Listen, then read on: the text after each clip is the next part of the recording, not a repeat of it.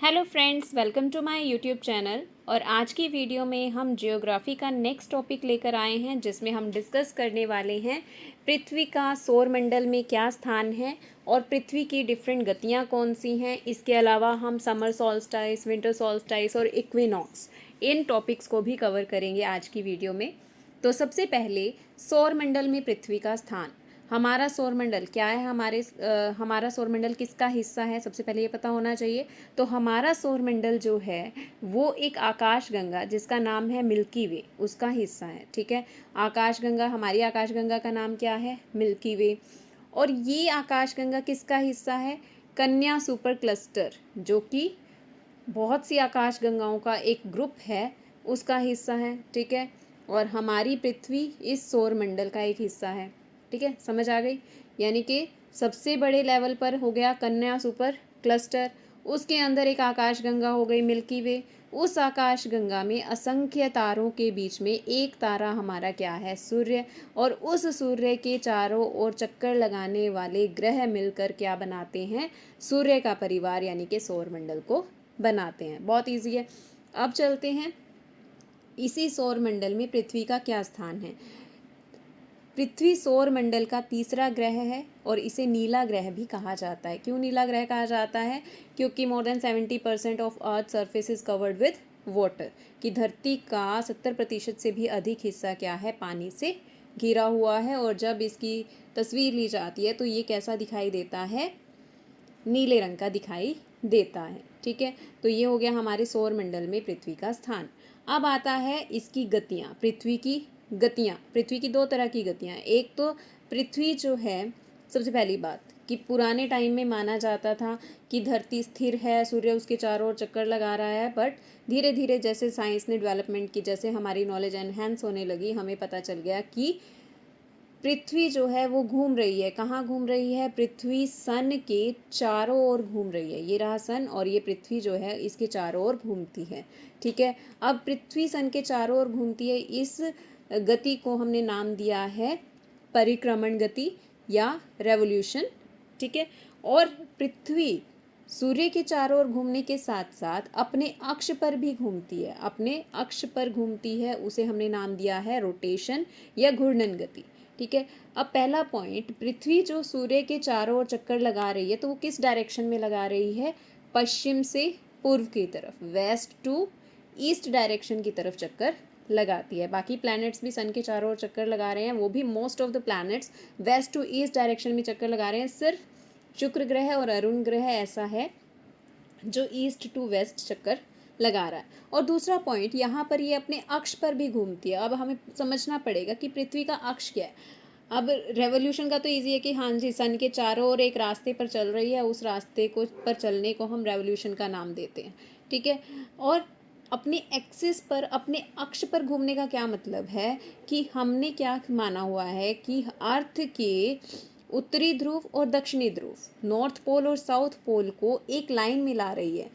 ये रियलिटी में एग्जिस्ट नहीं करती है, जस्ट हमने अपनी सुविधा के लिए एक काल्पनिक रेखा मानी हुई है, जिसे हम क्या कह देते हैं, अक्ष कह देते हैं। यानी कि अर्थ के जो सबसे ऊपरी छोर है और जो सबसे निचला छोर है, और एक लाइन उसके थ्रू पास करती है, तो इस लाइन को हमने क्या नाम दिया है, एक्सिस का नाम दिया है। और इस एक्सिस पर भी अर्थ क्या करती है, घूमती है। समझना मुश्किल है, एक बॉल लो, उसके थ्रू एक तार पास करो और उसको उसके ऊपर घुमाओ, तो अर्थ भी कुछ ऐसे ही एक इमेजिनरी वायर के ऊपर घूम रही है, एक इमेजिनरी रेखा के ऊपर घूम रही है।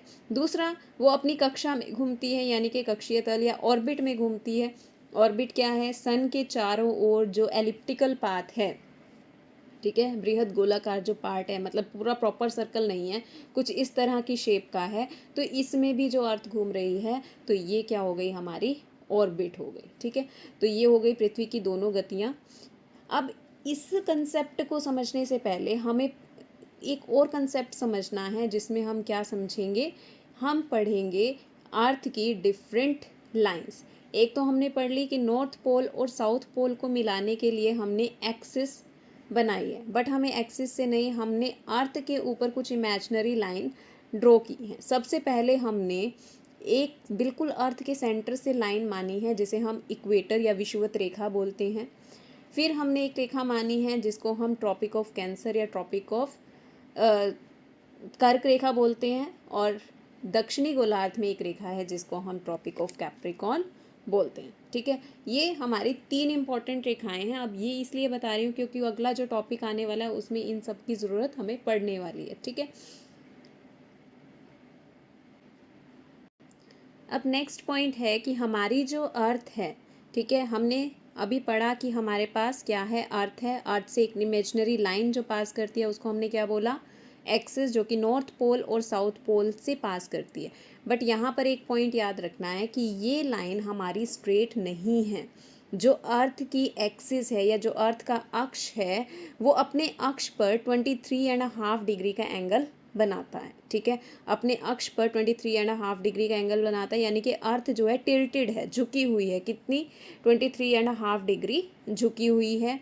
और जो हमारा ऑर्बिटल पाथ है, जो कक्षीय जो हमने कक्षा तल पढ़ा या कक्षीय सतह पढ़ी, ऑर्बिटल प्लेन, जिस रास्ते पर अर्थ सन के चारों ओर घूमती है, उस ऑर्बिटल प्लेन या उस कक्षीय सतह से हमारी अर्थ एक एंगल बनाती है, दैट इज 66.5 डिग्री एंगल। ठीक है, दोनों एंगल समझ आ गए। अगर पूछा जाए कि अर्थ अपने अक्ष पर कितने डिग्री झुकी हुई है तो 23.5 डिग्री, और अर्थ अपने ऑर्बिटल प्लेन या कक्षीय सतह या कक्षा तल से कितने डिग्री का एंगल बनाती है तो 66.5 डिग्री एंगल बनाती है। अब इस एंगल का बहुत इंपॉर्टेंट फैक्ट पड़ता है, क्योंकि अब अर्थ झुकी हुई सन के चारों ओर चक्कर लगा रही है।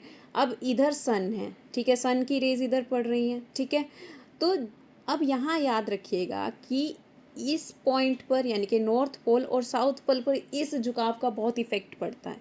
इससे क्या इफेक्ट पड़ता है कि सन की रेज 6 मंथ्स तक एक पोल पर डायरेक्ट पड़ती रहती है, यानी कि एक पोल, कोई एक पोल जिस पर सन की रेज डायरेक्ट, अब जैसे इस पोजीशन में सन की रेज साउथ पोल पर डायरेक्ट पड़ रही हैं।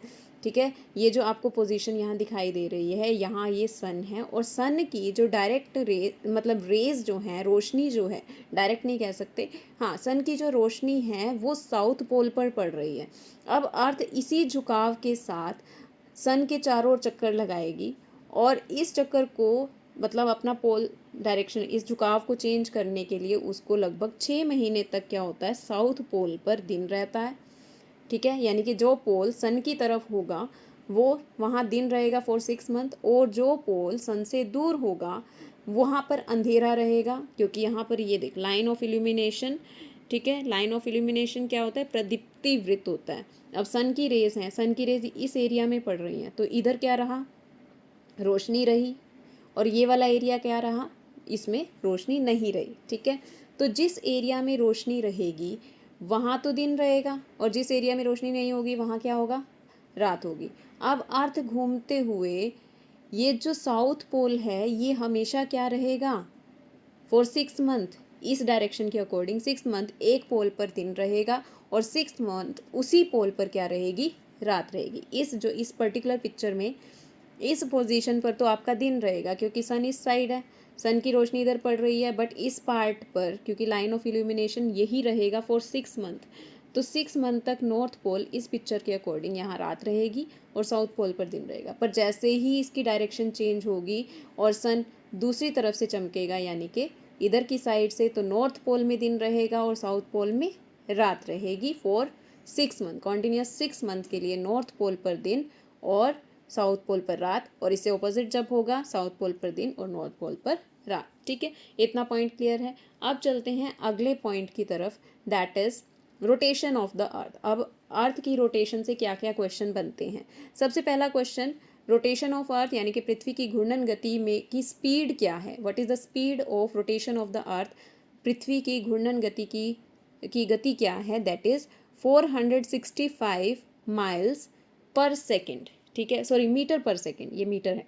ठीक है, 467 मीटर पर सेकेंड, और अगर किलोमीटर में पूछा जाए तो 1670 या 1670 किलोमीटर प्रति घंटे की रफ्तार से अर्थ जो क्या कर रही है, अपनी एक्सिस पर घूम रही है। ये एक्सिस पर घूमने की स्पीड रहेगी 467 मीटर पर सेकेंड। एक सेकेंड में 467 मीटर चलेगी और 1 घंटे में 1670 किलोमीटर अर्थ घूमेगी, ठीक है, रोटेट करेगी। अब इतनी स्पीड से चलने के बाद अर्थ अपना एक रोटेशन, एक चक्कर कितनी देर में पूरा करती है? 23 आवर्स 56 मिनट्स एंड 4.091 सेकेंड्स, ठीक है। तो लगभग कितनी देर में? लगभग 24 आवर्स में अपनी अर्थ एक रोटेशन पूरा करती है। अब जितनी देर में अर्थ एक रोटेशन पूरा करती है, इसे कहा क्या जाता है? इसे कहा जाता है नक्षत्र दिवस, ठीक है। नक्षत्र दिवस कहा जाता है या सिड्रल डे कहा जाता है अर्थ की एक रोटेशन कंप्लीट करने को। उसके बाद अर्थ की रोटेशन या घूर्णन गति का इफेक्ट क्या होता है? इसकी वजह से दिन रात बनते हैं, ठीक है। अब ये तो पॉइंट क्लियर हो गया कि अर्थ की रोटेशन, अर्थ रोटेट कर रही है अपनी एक्सिस पर। ये रहा सन, ठीक है, सन की रेज इधर है और ये घूमकर जब ये वाला हिस्सा आगे आएगा तो क्या होगा? इधर दिन हो जाएगा, क्योंकि इधर की तरफ क्या रहती है? रात। जो हिस्सा सन की तरफ आएगा वहाँ दिन, जो हिस्सा सन से दूर रहेगा वहाँ रात बनेगी। तो पृथ्वी की घूर्णन गति की वजह से दिन और रात बनते हैं। और दिन और रात को अलग करने वाली लाइन को क्या बोलते हैं? अभी बताया था मैंने। जो लाइन नाइट और डे को अलग करती है, यानी कि ये वाला हिस्सा अगर नाइट है और ये डे है, तो यहाँ पर जो गोलाकार शेप बनती है उसको क्या बोलते हैं? लाइन ऑफ इल्यूमिनेशन या प्रदीप्ति वृत्त बोला जाता है। इसे क्या बोला जाता है? लाइन ऑफ इल्यूमिनेशन या प्रदीप्ति वृत्त बोला जाता है। अब इसके बाद आता है हमारा रेवोल्यूशन, परिक्रमण गति। पृथ्वी की रेवोल्यूशन या परिक्रमण गति क्या होती है? अर्थ का सन के चारों ओर घूमना, अर्थ का सन के चारों ओर घूमना इज कॉल्ड रेवोल्यूशन या परिक्रमण गति। अब इसकी स्पीड क्या है? इसकी स्पीड रहेगी 18 miles per second, 18 miles per second, और आवर्स में कन्वर्ट करेंगे तो 1,07,226, 1,07,226 किलोमीटर प्रति घंटे की रफ्तार से अर्थ जो है सन के चारों ओर चक्कर लगा रही है। अब ये चक्कर लगाने में कितना टाइम लगता है? रेवोल्यूशन का टाइम कितना लगता है? तो टाइम रहेगा 365 days 5 hours 48 minutes and 46 seconds, यानी कि लगभग क्या हो गया? 365 डेज तो कंप्लीट और 6 आवर्स लगभग, अगर एग्जैक्ट पूछा जाए तो 365 डेज 5 आवर्स 48 मिनट्स 46 सेकेंड्स, और अगर लमसम पूछा जाए तो दैट विल बी 365 डेज और 6 आवर्स, ये हमारा टाइम लगेगा। अब हम तो कहते हैं भाई 365 दिन क्या हमारा साल होता है, एक साल, तो ये 6 आवर्स कहाँ गए? इन 6 आवर्स को इकट्ठा किया जाता है 4 सालों तक, ठीक है। फॉर 4 ईयर्स इन्हें क्या किया जाता है? 6 + 6 + 6 + 6 किया जाता है। तो ये 6 + 6 बन के क्या बन जाते हैं? 24 आवर्स बन जाते हैं। अब ये 24 आवर्स हो गए। इन 24 आवर्स को क्या किया जाता है? 4 साल के बाद फरवरी महीने में जोड़ दिया जाता है। वैसे फरवरी महीने में 28 डेज होते हैं, और जैसे ही 4 साल कंप्लीट होते हैं इसमें एक दिन और जोड़कर इसे 29 डेज का बना दिया जाता है। और इन 29 डेज वाले ईयर को, जिस साल फरवरी महीने में 29 डेज होते हैं, फेब महीने में 29 डेज होते हैं, उसे लीप ईयर या हिंदी में क्या कहते हैं? अधिवर्ष कहा जाता है, ठीक है। लीप ईयर या अधिवर्ष कहा जाता है। उसके बाद आता है हमारा नेक्स्ट टॉपिक, यानी कि अब तक हमने रोटेशन और रेवोल्यूशन को अच्छे से पढ़ लिया। अब इस रोटेशन और रेवोल्यूशन के चक्र में कुछ सिचुएशंस ऐसे आती हैं जहाँ से हमें इम्पॉर्टेंट पॉइंट्स याद करने हैं, ठीक है। और उन पॉइंट्स में सबसे पहले हम पढ़ेंगे उपसौर और अपसौर की घटना, ठीक है। उपसौर और अपसौर अपनी पिछली वीडियो में भी हमने डिस्कस किया था कि जो अर्थ और सन के बीच में डिस्टेंस है ये इक्वल नहीं है, ठीक है। किसी जगह ये क्या है? ज़्यादा है और कहीं कम है, ठीक है। तो जहाँ ज़्यादा है यानी कि अप है तो उसे हमने क्या कहा था? अपसौर कहा था। और जहाँ कम है तो उसे हमने उपसौर कहा था। जैसे उप जो नीचे वाला पद होता है उसके लिए उप यूज़ करते हैं ना, जैसे उप प्रधानमंत्री, उप मुख्यमंत्री, ठीक है, वो लोअर हो गया, ठीक है। तो जब डिस्टेंस लोअर यानी कि कम होगा उसे उपसौर कहा था, और जो डिस्टेंस ज़्यादा था उसे अपसौर कहा था। यहाँ से 2 डेट्स अब हमने याद करनी है। हमारा जब डिस्टेंस मैक्सिमम होगा ठीक है, यानी कि सबसे ज़्यादा होगा अपसोर की कंडीशन होगी, यानी कि 152 मिलियन किलोमीटर्स होगा डिस्टेंस अर्थ और सन का। वो डेट रहेगी हमारी 4 जुलाई। 4 जुलाई को अपसोर की कंडीशन होगी जब डिस्टेंस क्या होता है, मैक्सिमम होता है। जब डिस्टेंस मिनिमम होगा यानी कि उपसोर की घटना होगी, पेरिहिलियन होगा, तब डेट रहेगी 3 जनवरी। ठीक है, 3 जनवरी 4 जुलाई। देखो 3 नंबर छोटा है, 4 नंबर बड़ा है। जो छोटा नंबर है वो उपसोर की घटना, जो नंबर बड़ा है वहाँ अपसोर की घटना। तो 3 जनवरी उपसोर, 4 जुलाई अपसोर। ठीक है, एफिलियन 4 जुलाई और पेरिहिलियन विल बी ऑन 3 जनवरी। ठीक है, फर्स्ट टॉपिक क्लियर हो गया, यानी कि फर्स्ट 2 इंपॉर्टेंट डेट्स हमने पढ़ ली, 3 जनवरी और 4 जुलाई। 3 जनवरी को उपसोर, छोटा डिजिट है, पहला महीना है, यानी कि सबसे स्टार्टिंग ही है तो छोटा होगा, फिर उससे बढ़ता जाएगा ना। तो 4 बड़ा नंबर हो गया, जुलाई भी बड़ा महीना हो गया, जनवरी से आगे आ गया। ठीक है, तो उपसोर 3 जनवरी, अपसोर 4 जुलाई। डिस्टेंस रहेगा उपसोर का 147 मिलियन किलोमीटर और अपसोर का रहेगा 152 मिलियन किलोमीटर। अब अगला टॉपिक रहेगा हमारा, नेक्स्ट पॉइंट आएगा हमारा समर सोल्स्टाइस और विंटर सोल्स्टाइस। उसको समझने से पहले मैं एक छोटा सा पॉइंट बताऊंगी कि ये रही हमारी अर्थ। ठीक है, इसमें हमने 3 इम्पॉर्टेंट लाइंस पढ़ी हैं। ठीक है, सबसे पहली ऐसी लाइन जो हमारी अर्थ को 2 इक्वल पार्ट में डिवाइड करती है, जिसे हमने क्या बोला, इक्वेटर बोल दिया। ठीक है, इक्वेटर क्या कर रहा है, अर्थ को 2 पार्ट्स में डिवाइड कर रहा है। ऊपर वाले पार्ट को नॉर्थ हेमिस्फीयर बोलते हैं और नीचे वाले पार्ट को हम साउथ हेमिस्फीयर बोलते हैं। ठीक है, उत्तरी गोलार्ध और दक्षिणी गोलार्ध। इक्वेटर को हम विषुवत रेखा बोलते हैं। ठीक है, एक लाइन जो अर्थ को 2 पार्ट्स में डिवाइड कर रही है उसको क्या बोला हमने, इक्वेटर या विषुवत रेखा।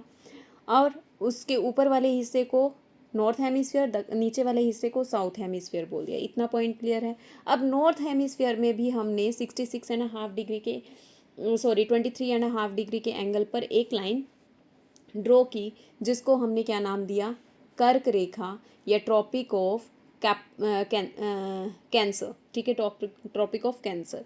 इसी तरह से साउथ में भी हमने एक लाइन को ड्रॉ किया जिसे हमने मकर रेखा कहा, यानी कि हमने क्या कहा, ट्रॉपिक ऑफ कैप्रिकॉर्न का। ठीक है, इतना क्लियर है। अब सन जो है इस डायरेक्शन से कभी तो विषुवत रेखा पर डायरेक्ट चमकेगा, कभी वो ट्रॉपिक ऑफ कैंसर पर डायरेक्ट चमकेगा, कभी वो ट्रॉपिक ऑफ कैप्रिकॉर्न पर डायरेक्ट चमकेगा। यहीं से हमें 3 इंपॉर्टेंट डेट्स लर्न करनी है। ठीक है, सबसे पहले जब हमारा सन ट्रॉपिक ऑफ कैप्रिकॉर्न कैंसर यानी कि कर्क रेखा पर लंबवत चमकेगा तो वो डेट रहेगी 21 जून। ठीक है, और जब वो ट्रॉपिक ऑफ कैप्रिकॉर्न पर डायरेक्ट चमकेगा यानी कि मकर रेखा पर चमकेगा, वो डेट रहेगी 22 दिसंबर। ठीक है, और जब वो विषुवत रेखा पर डायरेक्ट चमकेगा तो वो डेट, वहाँ पर 2 डेट्स याद करनी है। एक आपको 21 मार्च याद करना है और दूसरा आपने 23 सितंबर याद करना है। ठीक है, ये 4 इंपॉर्टेंट डेट्स हैं। अब इन डेट्स को हमने याद कर लिया कि हाँ जी, जब टॉपिक ऑफ कैंसर यानी कि कर्क रेखा पर चमक रहा है वो 21 जून है, जब वो मकर रेखा पर चमक रहा है 22 दिसंबर है, इक्वेटर पर चमक रहा है 21 मार्च और 23 सितंबर है। ये डेट्स हमने याद कर ली। पर अब इन्हें कहा क्या जाता है, जब सन ट्रॉपिक ऑफ कैंसर पर चमकेगा तब समर सोल्स्टाइस होगा या ग्रीष्म संक्रांति होगी। ठीक है, और जब वो टॉपिक ऑफ कैप्रिकॉर्न पर चमकेगा तब समर सोल्स्टाइस, विंटर सोल्स्टाइस होगा। ठीक है, अब इसे डिटेल से समझते हैं कि इसे क्या कहा जाता है। Everything we will discuss. अभी मैंने क्या कहा कि 21 जून को क्या होगा, 21 जून को ग्रीष्म अयनांत और ग्रीष्म संक्रांति कहा जाता है, जिसे इंग्लिश में समर सोल्स्टाइस कहते हैं। ठीक है, 21 जून को क्या होता है, समर सोल्स्टाइस या ग्रीष्म संक्रांति होती है। इस दिन क्या होता है कि सूर्य जो है कर्क रेखा ट्रॉपिक ऑफ कैंसर पर डायरेक्ट चमकता है, सीधे ऊपर से चमकता है। तो उत्तरी गोलार्ध में दिन सबसे बड़ा और रात सबसे छोटी होती है। यानी कि 21 जून को क्या होगा, हम उत्तरी गोलार्ध में रह रहे हैं। ठीक है, India is lies in northern hemisphere, Bharat जो है उत्तरी गोलार्ध में है। तो उत्तरी गोलार्ध में 21 जून के दिन दिन सबसे बड़ा होता है और रात सबसे छोटी होती है। ठीक है, तो इसे क्या कहा जाता है? समर सोल्स्टाइस कहा जाता है। और अब याद रखना है कि अगर नॉर्थ में समर सोल्स्टाइस हो रहा है, दिन सबसे बड़ा और रात सबसे छोटी हो रही है, तो इससे ऑपोजिट कहाँ होगा? साउदर्न हेमिस्फीयर यानी कि ट्रॉपिक ऑफ कैप्रिकॉर्न पर क्या होगा? वहाँ क्या होगा? दिन सबसे छोटा और रात सबसे लंबी होगी, इससे ऑपोजिट हो जाएगा। ठीक है, अब इसी तरह से 22 दिसंबर को क्या होता है? उसको दक्षिण अयांत या दक्षिण संक्रांति बोलते हैं या विंटर सोल्स्टाइस बोलते हैं।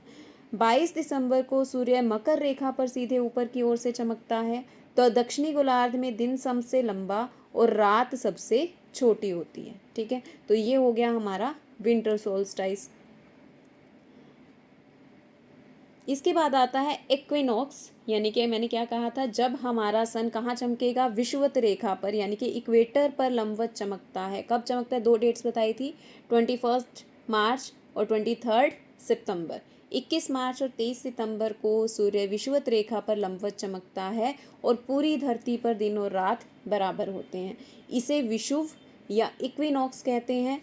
ठीक है, अब यहाँ पर सीज़न याद रखना है कि 23 सितंबर को जब इक्विनॉक्स होता है, ठीक है, 23 सितंबर को, तो उत्तरी गोलार्ध में शरद ऋतु यानी कि ऑटम सीज़न होगा और दक्षिणी गोलार्ध में बसंत ऋतु यानी कि स्प्रिंग सीज़न होगा। इसी तरह से 21 मार्च को उत्तरी गोलार्ध में बसंत ऋतु यानी कि स्प्रिंग सीज़न होगा और दक्षिणी गोलार्ध में शरद ऋतु यानी कि ऑटम सीज़न होगा। अब अपने उत्तरी गोलार्ध का तो हमें पता है ना कि मार्च में हमारे क्या आती है? स्प्रिंग सीज़न आता है, नए पत्ते उगते हैं, और सितंबर में क्या होता है? शरद ऋतु यानी कि पतझड़ की ऋतु आती है। उत्तरी गोलार्ध का हमें पता है, तो दक्षिणी गोलार्ध का हम ऐसे याद कर सकते हैं कि जब उत्तरी गोलार्ध में शरद ऋतु है तो दक्षिणी में बसंत, और जब दक्षिणी में उत्तर में बसंत ऋतु है तो दक्षिण में शरद ऋतु होगी। पर डेट्स याद रखनी है अपना। हमें पता है कि विंटर्स ख़त्म होते हैं, फिर हमारा स्प्रिंग सीज़न आता है। तो 21 मार्च को बसंत ऋतु उत्तरी गोलार्ध में, 23 सितंबर से शरद ऋतु यानी कि ऑटम सीज़न उत्तरी गोलार्ध में रहेगा। इसका ऑपोजिट आप दक्षिणी गोलार्ध में लर्न कर सकते हैं, मतलब एक लर्न हो गया तो दूसरा हमें ऑटोमेटिकली लर्न हो जाएगा। तो अब हमने कौन कौन सी इंपॉर्टेंट डेट्स पढ़ी? हमने पढ़ा 21 जून समर सोल्स्टाइस, 22 दिसंबर विंटर सोल्स्टाइस। अब 21 जून को कर्क रेखा पर सूर्य चमकता है, 22 दिसंबर को मकर रेखा पर चमकता है। ठीक है, जब सूर्य कर्क रेखा यानी कि उत्तरी गोलार्ध की मेन रेखा पर चमकेगा तो उत्तरी गोलार्ध में दिन बड़ा और रात सबसे छोटी होगी। 21 जून को दिन सबसे बड़ा होता है, रात सबसे छोटी होती है। 22 दिसंबर को सेम सिचुएशन दक्षिणी गोलार्ध में होती है, तो दक्षिणी गोलार्ध में दिन सबसे लंबा और रात सबसे छोटी कब होगी? 22 दिसंबर को। ठीक है, अब इक्विनॉक्स की 2 डेट्स हैं, 21 मार्च और 23 सितंबर। दोनों में क्या होगा? सन विषुवत रेखा यानी कि इक्वेटर पर लंबवत चमकेगा और दिन और रात बराबर होंगे। 23 सितंबर को उत्तरी गोलार्ध में शरद ऋतु और 21 मार्च को उत्तरी गोलार्ध में बसंत ऋतु। इसका ऑपोजिट हमने याद कर लेना। अगर उत्तरी गोलार्ध का याद है तो दक्षिणी गोलार्ध का इजीली लर्न हो जाएगा। So this was all about, हमने पृथ्वी की गतियाँ पढ़ी, हमने इम्पॉर्टेंट डेट्स पढ़ी जहाँ से क्वेश्चन बनते हैं। अपनी अगली वीडियो में हम कुछ और अर्थ के बारे में टॉपिक लेकर आएंगे। Till then, thank you, have a nice day.